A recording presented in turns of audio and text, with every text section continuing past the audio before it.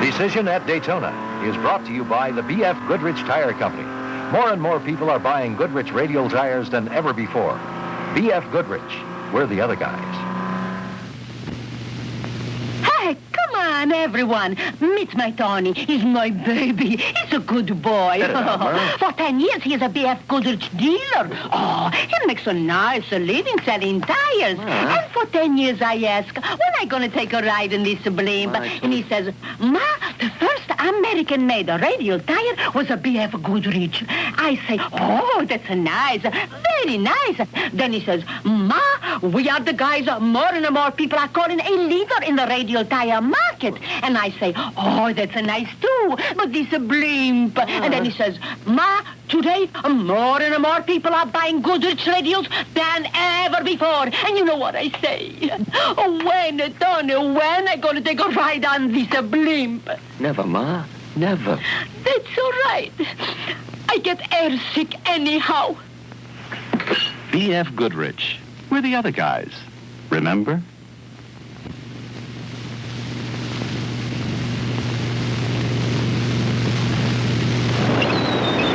For most of this century, Daytona Beach, Florida has been the scene of great automobile races.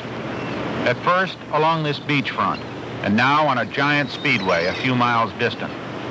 Today, Daytona is poised for the final event of the Goodrich Radial Challenge, an 8-race competition for compact sedans.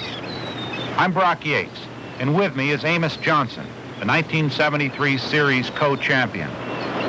You've run in a whole lot of stuff, Grand Nationals and one thing or another. What is it about the series that's so appealing to you? I don't know. When I first got into it, it was just the people, and it was a new type racing where for not too much money we could go ahead and compete and be competitive, you know, right up front. We could also earn a little bit of money back. What about the driving challenge? Is it as great as it is in some other classes? Thanks to a lot of other competitors that have come in, we've had really fine drivers up front. Along with Johnson, 2 other men have played dramatic roles in the series up till now. One is George Alderman, a Wilmington, Delaware auto dealer who has kept his gremlin near the front for the entire season. Alderman's hard driving belies his 43 years and has established him as a strong contender for the Radial Challenge Championship. The other is Nick Craw, who until recently was the director of the Peace Corps. A certain tension exists between Craw and Johnson, which can be traced to the Daytona race of the year before. A rules interpretation took the outright championship away from Johnson and forced him to share it with Craw. You really feel that you won that championship? Yeah, I feel I won the championship, and I feel that Nick and his people pulled a stunt and took it away from me. Nick Craw and Johnson renewed their rivalry as this year's series opened on the difficult Road Atlanta circuit in rural Georgia. There, Craw, with expert co-driver John Morton, ran away from the competition after both Alderman and Johnson retired with engine failures. Like all the cars in the Radial Challenge series, Craw's BMW represents a racing wave of the future. Basically stock and running on street-legal radial tires, they are fast, low-cost machines, perfectly keyed to today's driving environment.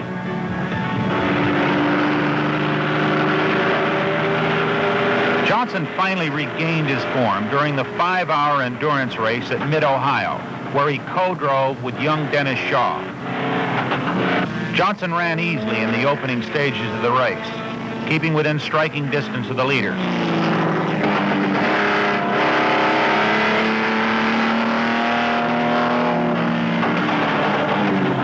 Finally, the brakes on Craw's BMW gave way, forcing him out of the contest. Oh, and that was it. I couldn't restart it. Just went right down to the floor.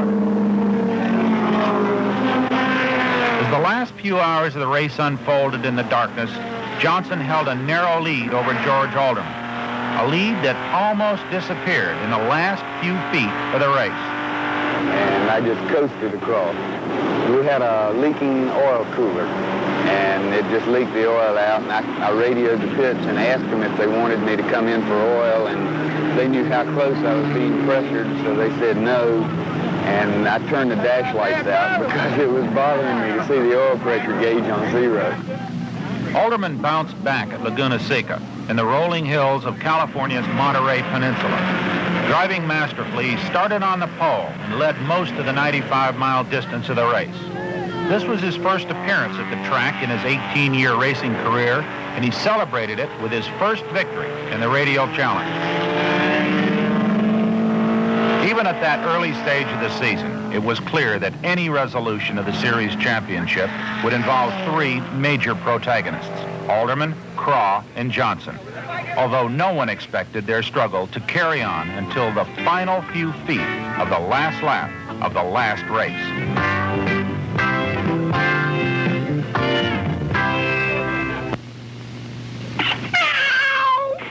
Oh, I see great wealth in your future. You do? I see much success with an innovative company. No kidding. I see tires. B.F. Goodrich Tires, a B.F. Goodrich dealership. Mine? Yes, yours. You'll be a respected businessman in your community, a leader. The blimp. Do you see me riding in the Goodrich blimp? Riding in what? The blimp. That'll be $5, Turkey. B.F. Goodrich. We're the other guys. Remember?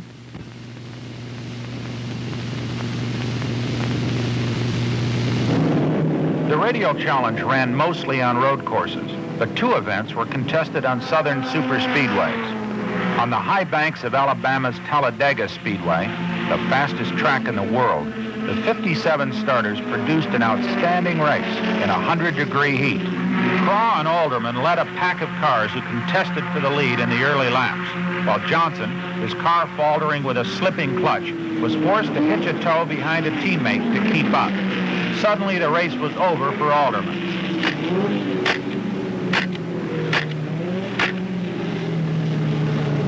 Luckily, Alderman was unhurt, but his car was a total wreck. Craw, running alone up front, unreeled the remaining laps with ease and gained his second victory of the season and a firm grip on the points leadership. This year, there seemed to be little likelihood of his having to share the championship with anybody. While it was Craw, Alderman, and Johnson and their Gremlins and BMWs who dominated the Radial Challenge, they had stiff competition. Magazine editor Pat Bedard and co-driver Ron Nash drove a flawlessly prepared Pinto to victory at the Charlotte Motor Speedway in North Carolina, while the Big Three encountered car problems.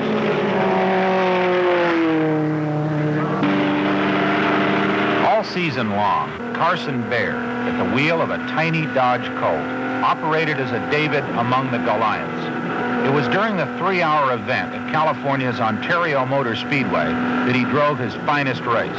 Again, the series leaders had been slowed or stopped by mechanical ailments. Baird ran the entire race non-stop, taking victory away from a number of faster cars which had to stop for gas. As the competitors headed toward Lime Rock, Connecticut, for the next to the last race, the series championship was far from decided.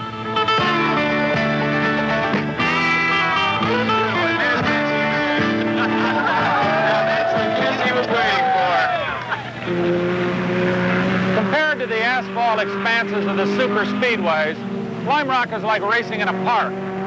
The racing sedans appear more comfortable here, where the contenders, Craw, Alderman, and the rest, can rely on handling rather than raw horsepower to win. After he'd qualified for the race with third fastest time, Nick Craw strolled along the deserted racetrack and reflected on what the Radial Challenge means to him. Nick, why all this time and effort to win the radial challenge? You've worked very hard to do it. You spent a lot of time and perhaps a lot of money. And I'm just wondering, is it going to be worth it? Well, I guess you never know the answer to that until you do it. Racers, as you well know, are competitive individuals. And this is one of the best forms of competition that we can all find on the racetrack. Human beings are pretty anonymous behind helmets and all the equipment and so forth we wear in cars. But we know amongst ourselves that we're racing against each other. We're racing to prove our machinery can be made as good or as better as the next guy. It's a combination of things: car preparation, driver skill, suspension tuning, and a fair amount of luck. That's always in there. Is Lime Rock a good racetrack for you? I think one of the most uniquely challenging tracks in the entire country. It's got, as I've said before, kind of a timeless quality to it that challenges a driver. It's the kind of track where you really can't afford to make one mistake in linking up a whole series of turns. It's a very, very demanding, challenging course in that respect. It looks slow, is deceptively fast, and really calls on you to come up with that extra tenth or 2/10 of a second here and there. When you find it, it really shows quickly. But I think it's one of the best tracks I've ever driven in my life. Motor racing is hardly all noise and grit and speed. There are many moments of quiet camaraderie, as in this gathering of drivers, crews, and friends in a Lime Rock meadow, a last chance to gather one's breath before the storm.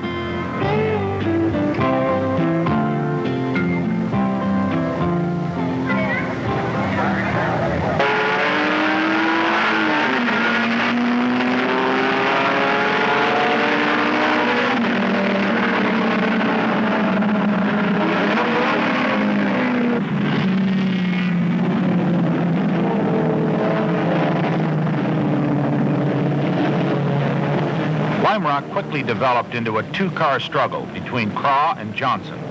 Craw's lighter BMW enjoyed a slight advantage over Johnson's bulkier Gremlin, and he was able to maintain a 5-second lead as the race unfolded.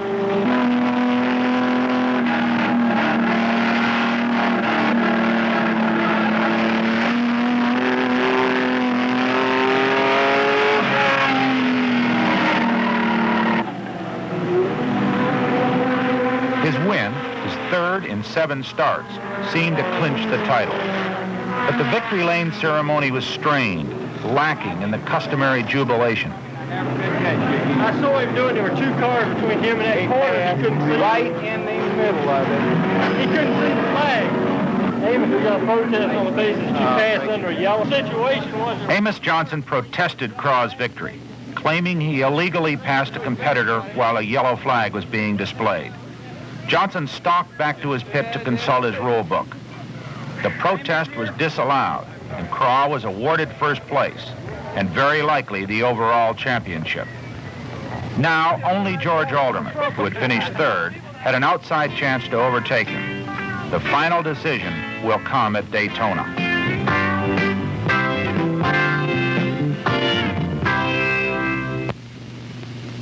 Daddy, hey Dad.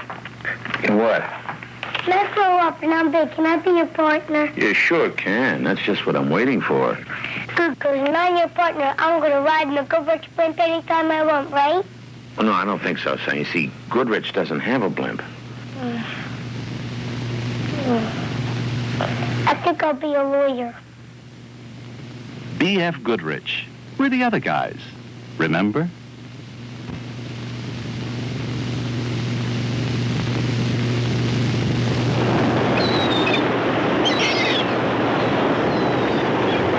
Amos, you're back at Daytona after, I suppose, a mixed season, some disappointments and a few victories, but you've got this race to face, and now that you're really not in contention for the championship, does it make any basic difference to you how this race turns out, or are you just going to go out there and have a little fun? I'm really enjoying this coming down to Daytona this time because the pressure's not on me like it was last year when Nick and I had an incident here. I've been unable to become close friends with Nick. George Alderman and I have become rather close friends. So since I can't win the championship and George has a shot at it, I'll have to admit that I would rather see George win it. Nick, you've arrived here at Daytona with the championship just about sewed up, say 98%. What are you going to do to really lock in that extra 2%? Well, 98% sure is sort of like being a little bit pregnant. Lightning has struck before and it can strike again. So we'll be running 2 cars. Our first objective will be to see that George Alderman doesn't win the race. If he doesn't win the race, he cannot win the championship. And our second objective will be to ensure that I finish as high as possible. Does that mean you'll start the race, or are you going to lay back and run the No, I think starting the race would be unwise, simply because of the fact that if you divide the race into 3 segments, I'm only required to drive 1/3 of it. That if I were to drive the first 2/3, I would have committed myself to a car that might not finish, whereas I can wait until the last third of the race and make a decision as to which car seems to be the healthiest and running the best and will ensure me a finish. Nick, you obviously recall last year when this race brought forth some acrimony and some dispute over the championship. It resulted in your sharing the championship with Amos Johnson. Do you have any sort of thoughts about that as you go into this race a year later? Yeah, I think any competitive driver, and I'm sure Amos would agree with me, would like to have the championship to themselves. I guess a co-championship is sort of like kissing your sister, you know. And I think the situation that occurred last year was unfortunate. It was unfortunate because of the way the rules were written. They were somewhat ambiguous. And anytime you have an ambiguity like that, it just opens up all kinds of possibilities. Well, George, you're down to the last race, and you've got about that much chance to do it. How can you assure yourself of the best crack at it? Well, Brock, I don't know. There's, like you say, you know, it's the last chance, and it's the last race, and we have to win the race overall. If anybody else wins the race, Nick Kroll wins the championship, no matter whether he finishes or not. And if he does finish, he can't finish better than 8th or 9th actually, and I have to win the race. So he's definitely got the odds in his favor. I'd say that. Well, what have you got to do, George? Get out in front and just stay there, or are you going to try to lay back and? No, I don't think there's any reason to lay back. You got to get up there and run with the group, because if other cars break away from you, you may not be able to catch them. So essentially, you're just going to go for broke, really? Yeah, I think that's what it's going to be, yeah. I hope it doesn't break. A rain shower washes down the big speedway prior to race time. The event will run for 250 miles, and only the most incredible conspiracy of bad luck can deny Nick Kroll the championship. Trying to copper his bets, he selects co-driver John Morton to start the race, while he is arranged with 2 other BMW drivers to drive relief should his car fail. George Alderman will also not start, letting veteran Bill Scott run the opening laps. If his car breaks, Alderman will finish the race in Johnson's Gremlin.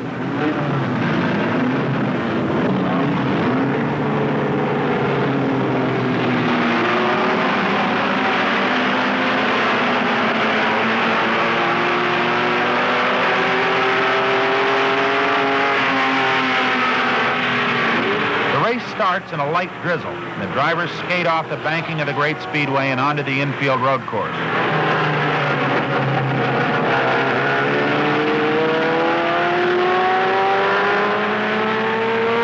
Racing in the rain is an uncertain business, requiring a surgeon's touch while braking and cornering on the slick pavement. Until the track dried, there would be plenty of slipping and sliding among the 70 starters.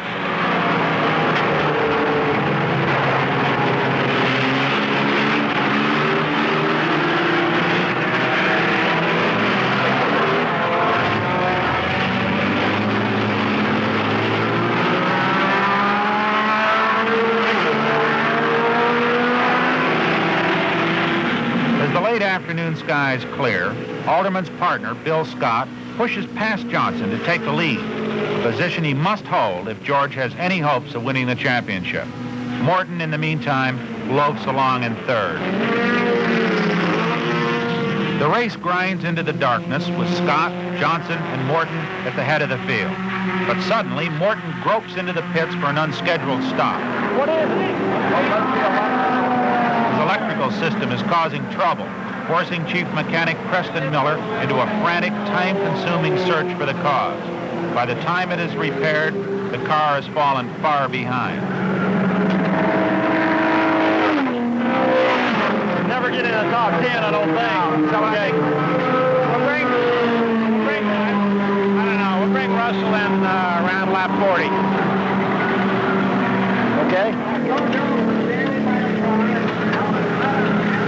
For a moment, the Alderman team seems to have gained an edge, but disaster strikes. Scott, fearing that he was running out of gas, comes into the pits a lap early.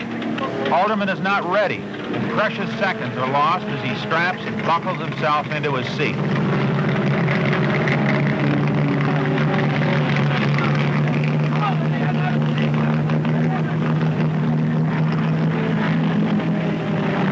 He re-enters the race, having dropped from 1st to 6th place.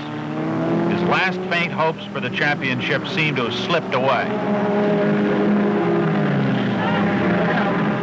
With the Morton car far below the 8th place he needs to ensure the championship, Nick Craw takes the wheel of Russ Norburn's BMW, which is running in 5th.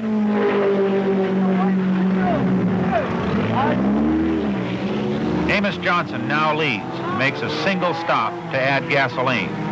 He has complete command of the race. But incredibly, Craw runs only 1 lap before his engine blows. He is out of the race.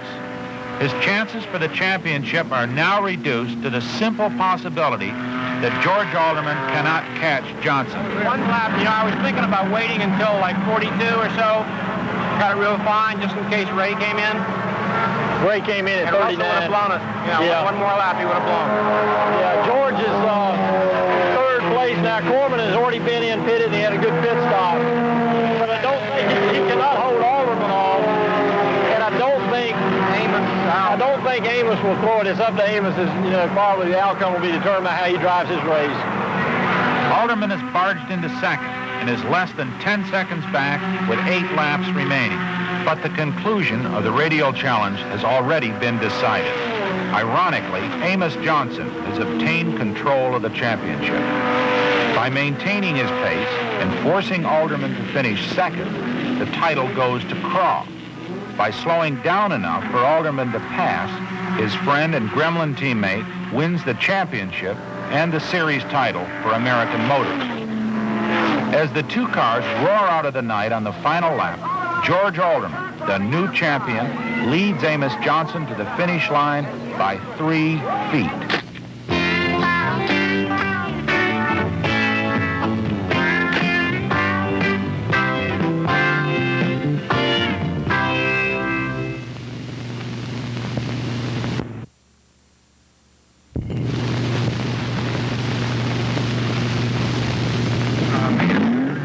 George Alderman has won the Goodrich Radial Challenge Championship by the slimmest of margins. His victory has given him the title by 3 points. The bizarre ending was the work of his Gremlin teammate, Amos Johnson, who willingly accepted 2nd place. In addition to permitting his friend to win the driving title, Johnson's action has given American Motors the unofficial manufacturer's championship. To win by losing, that was his decision at Daytona.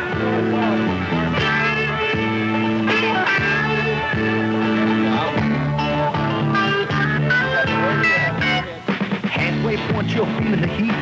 Your co-driver's ready to fill your seat. Fuel's low, better make your pit stop now. Your pit crew didn't waste no time. The all's okay, the tires look fine. You'll be the winner when the checkered flag comes out. So drive hard, radio racer, 1 more lap to go. Your super coupe sure gave the crowd a show. Now stand on it, radio racer, victory is your friend. Another challenge, another race to win. Yeah, the radio challenge is a hell of a race to win.